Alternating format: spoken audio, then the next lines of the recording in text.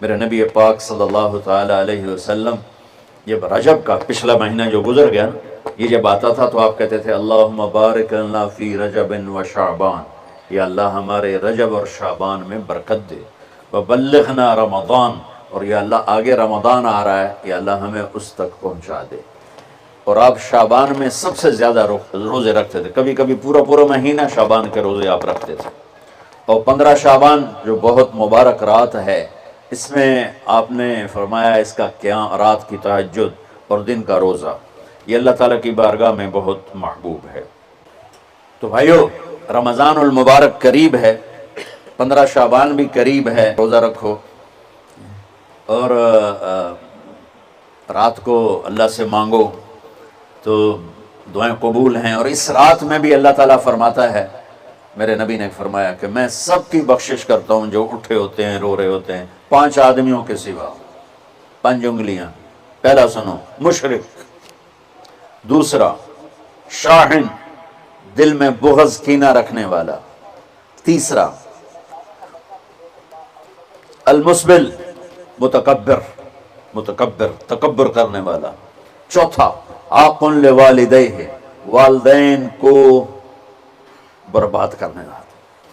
ایک ہوتا ہے کبھی کبھی اونچا بول ہو جائے گستاخی کا، اس کو نافرمان نہیں کہتے، عاق ہوتا ہے پھاڑ دینا، ایسا پھاڑنا کہ جڑ نہ سکے، جو والدین کے جگر چیر دے اور ان کے کلیجے جلا دے، اس کی اس رات بخشش نہیں ہوتی۔ وہ مدمن خمر، اور روز شراب پینے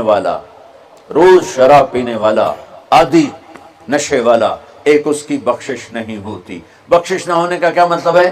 کہ یہ شرک سے توبہ نہیں کرتا، معافی نہیں ہے، یہ کینہ اپنے دل سے نہیں نکالتا، معافی نہیں ہے، یہ تکبر نہیں چھوڑتا، معافی نہیں ہے، یہ والدین کی نافرمانی نہیں چھوڑتا، معافی نہیں ہے، یہ شراب نہیں چھوڑتا، معافی نہیں ہے۔ اگر یہ چھوڑ دے سب معاف۔ ادھر یہ توبہ کرتا ہے، ادھر اللہ سارے گناہوں کو دھو کے پاک کر دیتا۔ اور اللہ کی رحمت اتنی طاقتور ہے کہ میرا رب فرماتا ہے، یہ تو میں نے 5 غلطیاں بتائی ہیں، لیکن میرا رب فرماتا ہے میرا بندہ، میں تجھے عمر بھی دیتا ہوں، طاقت بھی دیتا ہوں، تو اتنے گناہ کر کے زمین فیصل آباد کی سے اٹھا کر آسمان کی چھت کو لگا دو، سوری دنیا گناہ گار ہو جائے نا تو آسمان کیا چاند تک بھی گناہ نہیں جا سکتا۔ اور میرا اللہ کہہ رہا ہے ایک مرد عورت اتنے گناہ کرے کہ آسمان کی چھت کو لگا دے، پھر صرف ایک دفعہ مجھے کہے یا اللہ معاف کر، تو میں سارے ہی معاف کر دوں۔ تو بھائیو، یہ رات بھی معافی مانگنے کی ہے۔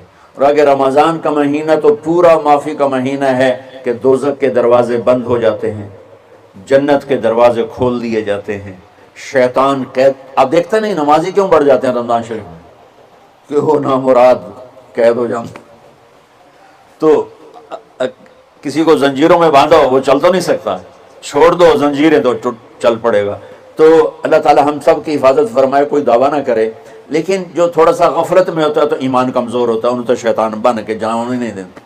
جمعے جاؤں گے، جمعے کئی جمعہ بھی نہیں پڑھتے، عید تے جاؤں گے، کوئی عید بھی نہیں پڑھتا۔ یہیں یہ ایک نگینہ سینما کے مالک نے بیان کروایا تھا اور اس نے بعد میں اس سینما کو گرا دیا، آج کل وہ کینیڈا میں ہوتا ہے۔ تو وہ سینمے کا جو تھا نا مینیجر، وہ میرے پاس آیا، کہا مولانا آج میں پہلی نماز پڑھی ہے۔ وہاں ہم نے مغرب کی نماز پڑھی، اس کے بعد بیان ہوا، بیان کے بعد وہ اتنا ہنگامہ ہوا کہ رش بہت تھا، وہاں نماز پڑھی نہیں جا سکے۔ کہنے لگا، میں چل رہا تھا میرے ساتھ ساتھ، مولانا آج میں پہلی نماز پڑھی۔